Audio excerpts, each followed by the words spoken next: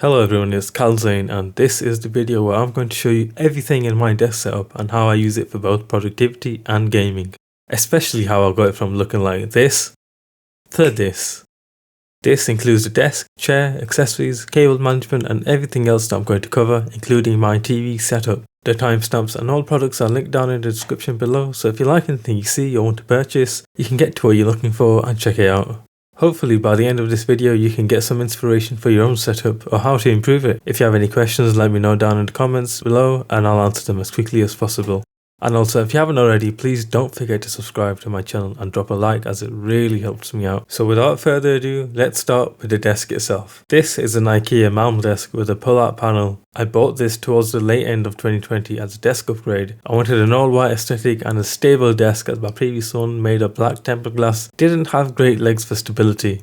The MALM desk measures at 151cm wide, 73cm height and 65cm depth. And the pull-out panel, which adds some additional desk space for anything I might need, extends to 135cm depth and 40cm wide. Now I did want a much wider desk, but you have to work with what you have, as I'm limited right here with this massive chimney. The great thing about this desk is it comes with its own cable management tray built in, so you can store your power bricks and other cables in here and keep it out of sight and out of mind. The opening at the back here lets me route all my cables from the desk into the cable tray. It's quite wide and has enough space to fit a lot of cables. In my case, I would say it has its limitations. If you have anything you want to clamp at the back of the desk, like a monitor arm mount or any other accessory with a clamp, would make it pretty hard to do so. It took quite a bit of work to get my own monitor mount to fit in and then struggle to tighten the clamp. This isn't something I look forward to doing again, but being able to clamp things easily and anywhere on the desk will absolutely be something I look towards for future desks. Now I've got a fairly thick carpet in my room and a chair with wheels. That's not a good combination for moving around in, as it becomes quite difficult to move the chair. Plus I don't want to damage the carpet or cause trails. So I got this chair mat from IKEA for about £15 and it makes it so much easier to move the chair around in. It measures 120cm by 100cm and it's pretty rigid. It doesn't bend, it comes exactly like this, straight from IKEA. It doesn't have any spikes for keeping in place, so I do have to move it back into place sometimes, but overall the ease of smooth movement and protection of my carpet is a no-brainer. Next, onto the chair. This is a SECRETLAB Titan XL 2020 version. It's a gaming chair with that racing seat aesthetic and honestly for me it's quite comfortable. I can adjust the arms up and down, move them sideways. It's got lumbar support, a head pillow, and my most favourite feature of all is being able to tilt the chair all the way back. It's just such a vibe. I can lay back and rest, I can game or watch a movie. I've actually fallen asleep like this once or twice before. It's a great chair and it is fairly costly, around £400, but the extended warranty of 5 years is great. Next up are the desk accessories. This monitor arm is great and budget friendly. It's nothing fancy. I got it from Amazon for about £35 and it holds 2 monitors side by side. For my own use I had to remove the extra bit of arm on the left side as I wanted to reduce the space taken, as I only have a 65cm desk. Especially since my monitor is curved at 1000R. It's also quite thick, so that takes up more space than the flat secondary monitor I have here on the right. This is the only way I could have a monitor layout looking like this without gaps in between them and have plenty of space left. Now the only reason I have my layout looking like this is because of my background in programming, and sometimes you just need that second display full of code. Plus it also helps keeping other applications on the side like Discord, broadcasting software if you stream, or anything else like music or Word. The arm has its own clip so where I can route the cables running from the monitor, keeping the area neat and tidy instead of hanging around like loose wires. For the secondary monitor here, I needed the VESA mount adapter, as this monitor was not compatible with VESA mounting standards, so I ordered this VESA 100x100 adapter from Amazon US from Vivo for HP monitors. It fit perfectly and does the job. Now I can rotate, tilt, and move it around. The monitors I have attached here are the Samsung Odyssey G7, which is my main monitor, and the HP 24EA, which is my secondary monitor. The HP is a standard 24-inch 1080p IPS display with 60Hz refresh rate. The G7 is a 27-inch 1440p VA panel display that runs at 240Hz high refresh rate. This is the monitor I use for that extra smooth high refresh rate PC gaming. And even though it's 1440p, it's pretty great and a good resolution and performance balance between 4K and 1080p. It's got HDR and VRR technologies like NVIDIA G-Sync and AMD FreeSync. Now, as you know, cable management is a time-consuming procedure. I've generally kept the top of the desk under control, but it's the cable management underneath I struggle with, looking like spaghetti. Sometimes you just don't have the energy or the solution to tackling this problem, and yet again you add more products to the setup. Well, not anymore, as I have these little adhesive clips from Amazon that stick to the underside of my desk. I've routed all of my cables through these and tried to strategically place them and tidy up the area. No one likes the look of spaghetti wires, and certainly not for a desk setup. It's gotta look clean. Clean sight, clean mind. I've also used this Velcro cabling ties to gather a few wires together. I'll typically try to do this system by system, so all PS5 wires in one tie, all PC wires in another tie, and it just looks so much nicer and more tidy. There's also this tower socket extension here in the corner which does give an unruly sight. I had no idea how to deal with this as I didn't want to damage my desk by screwing in a hole. In the end I got these heavy duty Velcro strips, and for the past month it has not moved at all, even with all the weight of the plugs. It's pretty tough stuff, and time will tell if it moves. I'll be sure to report that whenever I do another setup video. And then let's not forget the Ethernet switch that powers all my devices like my PC, PS5, TV and other Ethernet compatible devices. This one features 8 ports. It might be a bit much, but at least I've got spares for a few extra devices like my laptop and a potential Steam Deck dock in the future. I decided to leave this where it is as it's still out of sight. On the desk here is the PROGLIDE XXL from RAZER. If you've seen my channel before, I dropped a show where I swapped out my old one for this, and I've not looked back ever since. This is from their non-gaming line, which is aimed at office productivity than that gamer look. It's soft, anti-slip, got a textured microwave cloth surface, and the roughness is well balanced. It lays completely flat, and I've noticed no fraying on the edges or on the surface since I've had it this past year and a half. The grey colour gives a nice look to a white desk, and I think it matches quite well. It's 940mm wide, 410mm height and 3mm thick, so it's a good enough surface area for a full keyboard and mouse as well as some additional space. Both the mouse and keyboard I have are also from RAZER. The mouse is the BASILISK Ultimate, which comes with a charging dock connected to my PC via USB-A. The dock lets you simply slot the mouse in and let it charge. This is also where you can slot the USB dongle for the mouse instead of using an extra USB-A slot on your PC, which is pretty great if you don't have enough USB slots. Both the mouse and dock have RGB. The RGB and 11 programmable buttons are customizable with the RAZER Synapse app, but I haven't installed it on this PC. It lasts about 20 hours with the RGB on and around 100 with the RGB off. The keyboard I use is the BLACKWIDOW V3 Pro by RAZER. It's a mechanical keyboard which makes quite a bit of sound. For those of you that like mechanical switches, this has the green switches. And of course, fitting in with that gamer vibe, it also has RGB. As you can see here how it's lit up during the day and at night. It's a pretty great keyboard and uses USB-C for charging, so yay, that's another win. It operates in 2 modes, either using proprietary USB dongle it came with or Bluetooth. Depends on your use case, but that is pretty handy for when I need to switch between computers but don't want to take the dongle out. The next couple of things on my desk are from Elgato. You might have already glimpsed these in my previous videos, but I use these Elgato KEYLIGHT Airs for lighting. I bought these a few years ago for streaming on Twitch, but since starting a channel and creating videos, these have been absolutely valuable as a lighting tool, as the lighting in my room is generally fine, but very poor for videos. They can get quite bright with the brightest being at 1400 lumens, which is staggering. I can control them using the app on mobile or on desktop and control the brightness as well as the temperature, going from warm to cool. They're quite versatile in the sense that they're height adjustable, so I can just quickly move them up or down if I needed to. I don't always have them on the desk, as I keep moving them around for filming these videos. Now this here is the Elgato HIGHRISE mic arm. It clamps to the desk and has an extra weight attachment to weigh the arm down if you have anything light attached. I can hide cables in here with these rubber covers and freely adjust the arm to wherever I want. It's pretty invaluable for voiceover work in videos, podcasts or for streaming. You pretty much want your mic to be stable and at mouth level. You don't want it on the desk as it could create vibrations and other unwanted sounds by moving around or touching your desk. When I'm doing a voiceover for a video, I pull it in, and then when I'm done using it, I move it out of the way. Since it uses a 1/4" screw, I sometimes attach my phone mount adapter and take top shots like this, so it's incredibly versatile for other uses. The mic I'm using right now is the Elgato Wave 3, which is a USB condenser mic.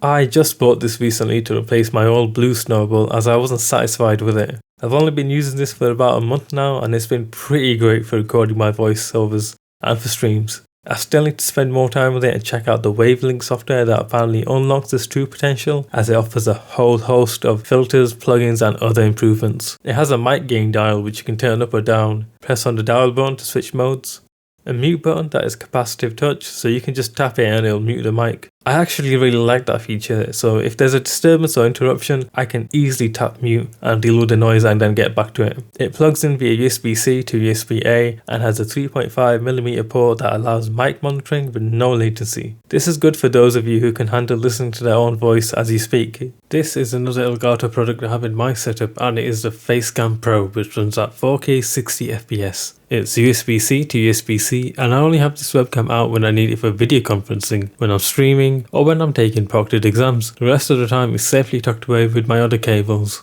Oh, and I almost forgot, on the back of my desk I have the Elgato light strip, which is an LED strip that I can control using their app on my phone or desktop.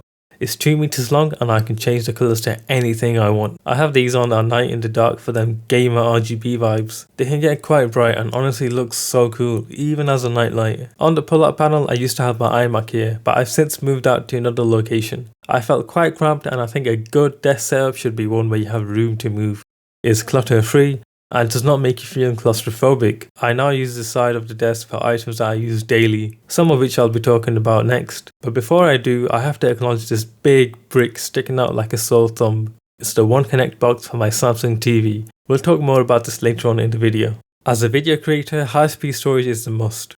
I shoot all my videos on my iPhone 13 Pro Max, so I'm constantly transferring files from my iPhone to my iMac, and then to the SSD and onto my PC, where I edit all my videos on DaVinci Resolve. This process was a lot more streamlined when I edited videos on Final Cut Pro on my iMac 2019, but that computer has slowed down quite a lot, hence the move to my PC, which is up to date in hardware. I'll talk more about that later in the video.